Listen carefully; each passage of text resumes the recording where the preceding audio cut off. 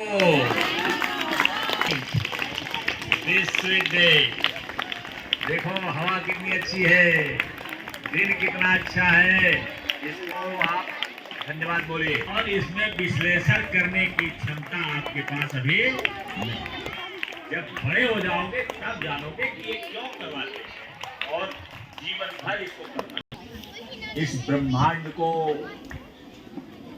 ये देखो अजनबी है, अरे ये विचित्र है नहीं।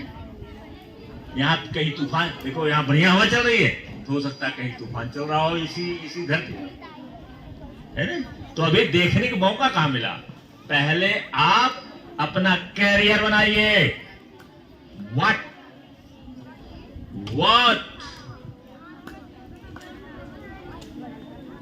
क्या बनेगा? पहला करियर बनाओ, तब दुनिया जान जाओगे अंटार्कटिका कैसा होता है। तब मन करेगा तो अमेजन में चले जाना, जहां टीवी में देखते रहते हो।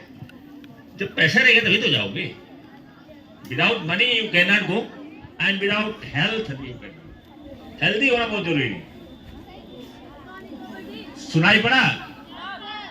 और इस दुनिया में जिसको सफलता मिलती है, जो टॉप पर, चाहे स्टूडेंट हो, चाहे वो कोई डॉक्टर हो या कोई और हो, जो सफलता मिलती है लॉन्ग टर्म में, उसका दिमाग, उसे दिमाग को कंट्रोल करना, जिसको इमोशन कहते हैं। हमारे ब्रेन में, हमारे दिमाग में इमोशन होता है, जैसे गुस्सा लगना, रोने लगना, हंसने लगना, निराश हो जाना, चारपाई पर मुंह ढक के सो जाना दुख में, ये सब क्या है? ये सब इमोशंस। और इमोशनल कंट्रोल बहुत जरूरी है। और इमोशनल कंट्रोल, जरा ध्यान से रिया मारूंगा ना, ये आयुष मैंने क्या कहा? इमोशनल कंट्रोल के जितने भी अब तक फिलोसफर्स हुए हैं, जितने भी अब तक जैसे एक हर टोली जर्मनी के हैं, टिस नॉट हन जो है वो प्रसिद्ध है, यहाँ से हैं, वियतनाम से हैं, ऐसे ऐसे अनेक लोग हैं। वो सारे लोगों ने रिसर्च किया और ये पाया कि मेडिटेशन माइंडफुलनेस दिया है। माइंडफुलनेस मेडिटेशन से बढ़िया, अच्छा कोई टेक्निक नहीं है माइंड को कंट्रोल करने का, इमोशन को कंट्रोल करने का। कोई दूसरा तरीका अभी तक इससे अच्छा नहीं हुआ है। और अपने इच्छाओं की, अपने ड्रीम को पूरा करने के लिए भी ये तरीका काम आता है। बहुत सारे लोग हैं, जब बड़े हो जाओगे, अब पढ़ना चाहोगे, अगर दाल रोटी में फंस गए तो कोई बात नहीं है। जो दाल रोटी पता रौनक पढ़ने की आदत है वो, और नहीं तो आप इसमें पढ़ सकते हैं। बहुत सारा परिवर्तन हो जा रहा, बहुत सारा परिवर्तन है। अगर आप ढंग से नहीं पढ़ेंगे तो उस परिवर्तन में आप कहीं दिखाई हो जाएंगे। इतना परिवर्तन 20 सालों साल में, कल क्या होगा नोबडी नोस। इतना परिवर्तन हो रहा है। आप जानते हैं कि व्हाट्सएप के साथ मेटा एआई डाल दिया है। 1 सेकंड इधर आपने टाइप करके डाला, उधर जो है उधर से जवाब आ जाएगा। देखो अभी इसमें कितना परिवर्तन आएगा नोबडी नोस। इसलिए नवंबर से डिजिटल माइंडसेट हम पढ़ाएंगे। इसके पहले कोई एक चीज को समाप्त कर देंगे और तब पढ़ाएंगे नवंबर से। अक्टूबर से नहीं, अक्टूबर से भी चलता रहेगा, अब हमें पढ़ना भी है। तो नवंबर से हम डिजिटल माइंडसेट पढ़ाएंगे कि व्हाट इज डिजिटल माइंडसेट। तो आप जो है सभी लोग, मतलब मैं तो टीचर और ये लड़कियां जो पढ़ाने वाली हमारी हैं, इन सबको कहता हूं कि आप लोग भी सुनो, बल्कि लिखा करो। यहाँ केवल एक लड़की डायरी लेके आती थी, वो हेना थी, हेना बड़े गाँव, डायरी लेके आती थी, लिखती थी, कुछ दिन ये भी करती थी सीमा। तो इस तरीके से आपके पास, आप कोई पढ़ने लिए पढ़ता, हम लोग तो, हम भी, I am also a student, मैं आपसे ज्यादा पढ़ता हूँ, एक विद्यार्थी से ज्यादा मैं पढ़ता हूँ। 24 आवर्स पढ़ता रहता हूँ। मेडिटेशन करता हूँ तो भी पढ़ता हूँ, सोता हूँ तो भी पढ़ता हूँ। तो मैं तो एक विद्यार्थी से ज्यादा स्वयं पढ़ता हूँ, आप भी पढ़िए। तो ये है कहने मतलब कि माइंडफुलनेस मेडिटेशन ये बहुत प्रसिद्ध हो चुका है। तो आज यही होगा। और आज मैं सर जी से कहूंगा, कहाँ गए? बैठ जाओ बैठ जाओ बैठ जाओ। या आपको दूर करना चाहते हैं, आप सफल होना चाहते हैं, या आप चिंता, एंग्जाइटी और डिप्रेशन से निजात पाना चाहते हैं, इन सब के लिए आपको अपने विचारों का स्वामी बनना पड़ेगा। और विचारों का स्वामी बनने का एक ही तरीका है, अपने माइंड को मास्टर करना। और माइंड को मास्टर करने का तरीका सिर्फ और सिर्फ मेडिटेशन या ध्यान है। इसीलिए बुद्ध ने कहा था कि हजारों लड़ाइयों को जीतने से बेहतर है कि आप अपने माइंड को जीतें और आप अपने मन के स्वामी बने। क्योंकि जब आप ऐसा कर लेते हैं तो दुनिया की कोई भी ताकत आपको हरा नहीं सकती। आराम से बैठ जाएं। आप चाहें तो कुर्सी पर भी बैठ सकते हैं या आप जमीन पर भी बैठ सकते हैं। यह ध्यान रहे कि आपकी पीठ सीधी रहे। कोमलता से अपनी आंखों को बंद कर लें।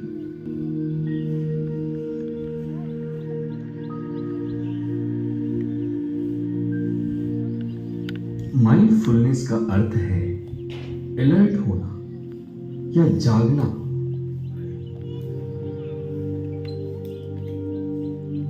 एक गहरी सांस अंदर और धीरे से बाहर। एक और गहरी सांस अंदर और धीरे से बाहर।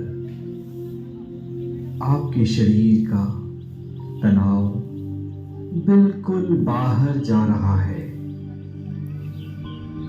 हर अंदर आती हुई सांस आपको ऊर्जा दे रही है। और साथ ही साथ ये महसूस करें कि हर बाहर जाती हुई सांस आपके शरीर को और आपके मन को और अधिक हल्का कर रही है। पूरे शरीर को ढीला पड़ जाने दें और अपने मन को पूरी तरह से शांत हो जाने दें। आज का समय अपने अंदर की यात्रा करने का है। आपने बहुत विचारों की गुलामी कर ली, क्रोध के गुलाम बने, वासना के गुलाम बने, कि आप अपने अंदर की यात्रा करके इन सब के मास्टर बने या इन सब के स्वामी बने।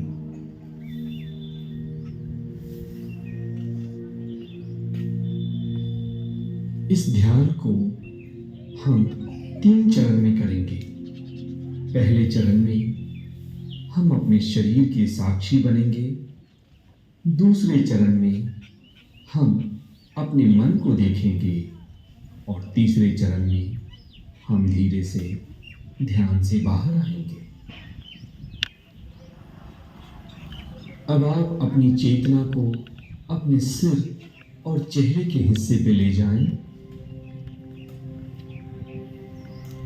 वहां मौजूद तनाव के साक्षी बनिए। एक गहरी सांस अंदर और सांस छोड़ने के साथ साथ चेहरे को और सिर को पूरी तरह से रिलैक्स करें, ढीला छोड़ें।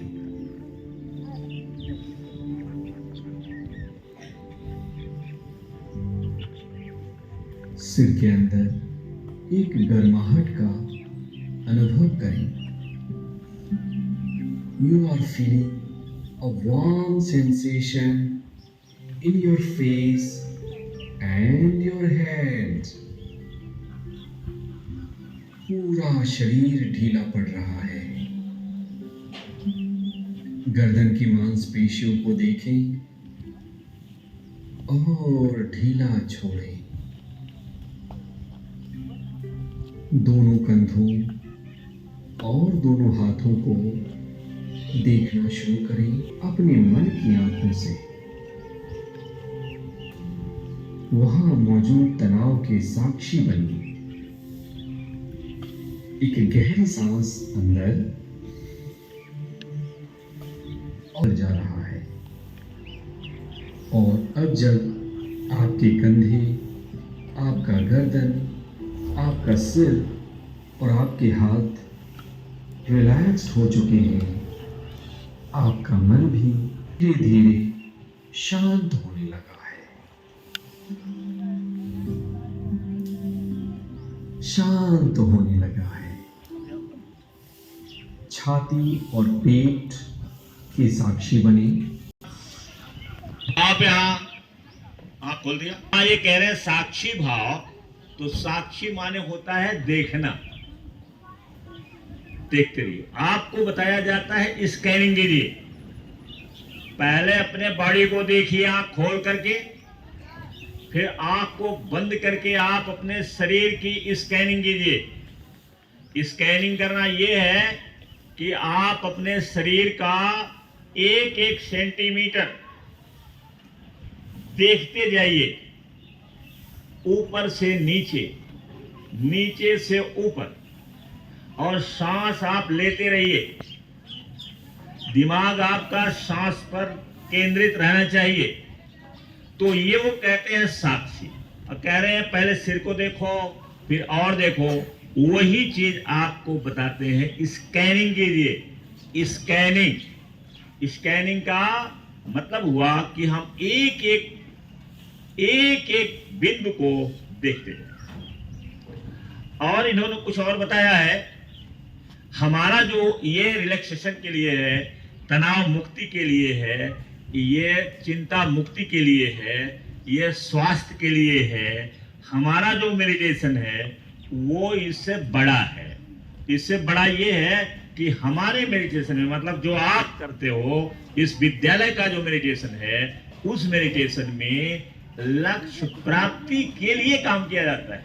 लक्ष्य प्राप्ति के लिए काम किया जाता है कि अपने ड्रीम को आप कैसे पूरा करें, अपने जीवन को कैसे आप डिजाइन करें। और जब जीवन को डिजाइन कर ले जाएंगे तो उस डिजाइन के अनुसार आप बनेंगे। तो वो कैसे आप बनेंगे, ये होता है विजुअलाइजेशन से। तो विजुअलाइजेशन मेडिटेशन का जो प्रमुख भाग है वो दो है। क्या? अफर्मेशन और विजुअलाइजेशन। विजुअलाइजेशन का मतलब ये हुआ कि जैसा आप बनना चाहते हैं, जैसा होना चाहते हैं, जो प्राप्त करना चाहते हैं, जिस तरीके की चीजें आप चाहते हैं कि दुनिया में हमारे पास हो, बॉडी कैसे रहे, लोग हमको किस रूप में देखें, लोगों को हम क्या दिखाना चाहते हैं, लोगों की कौन से रूप में हम सेवा करना चाहते हैं, ये सारी चीजें मेडिटेशन में, आपके इस महर्षि विद्यालय का मेडिटेशन है, उसमें सब बताया गया है। और आपका काम केवल ये है मेरे प्यारे बच्चों, आपका काम केवल ये है कि इसको आप ABCD समझ करके कर डालिए, आदत बनाइए। कंसिस्टेंट एंड परसिस्टेंट दो शब्द होता है सफलता के लिए। कंसिस्टेंट रहिए, जिस काम को, जो अच्छा काम हो उसको रोजाना करिए, चाहे 1 मिनट के लिए करिए। परसिस्टेंट का मतलब है कि बीच में ब्रेक नहीं होना चाहिए, चाहे कितनी भी मुसीबत हमारे पास आ जाए। तो ये कंसिस्टेंट रहिए, परसिस्टेंट रहिए और लगातार प्रयास करते रहिए, रोजाना इसका अभ्यास करते रहिए। कभी भी कर सकते हैं। आप खाली बैठे हैं, आप ट्रेन में जा रहे हैं, आप बस में जा रहे हैं, साइकिल पर मत करना, मोटरसाइकिल पर मत करना, नहीं तो 1 सेकंड में दुर्घटना हो जाती है। लेकिन जहां आपको टाइम मिले और आपके मतलब की कोई बात नहीं हो रही है, आप धीरे से शिफ्ट हो जाइए मेडिटेशन में। ये कहीं भी कर सकते हैं और दिन में कभी भी कर सकते हैं। रात में आप जब उठिए, 2 बजे उठिए, 3 बजे उठिए, 4 बजे उठिए, 5 बजे उठिए, जब भी उठिए, पहला काम मेडिटेशन, दूसरा काम आप धन्यवाद बोलिए। इस यूनिवर्स को बोलो, माता पिता को बोलो, बिस्तर को बोलो, पंखे को बोलो, जमीन को बोलो, आप धन्यवाद बोलिए। समझ गए ना? कितने लोग कर ले जाते हैं, इसको फॉलो करते? या वंडरफुल, या जोरदार ताली बजाइए। हाँ, जोरदार ताली बजा करके चलो। और एक दिन आस्था सिंह, एक दिन आप देखेंगे कि आपकी बराबरी करने वाला कोई नहीं। Thank you very much.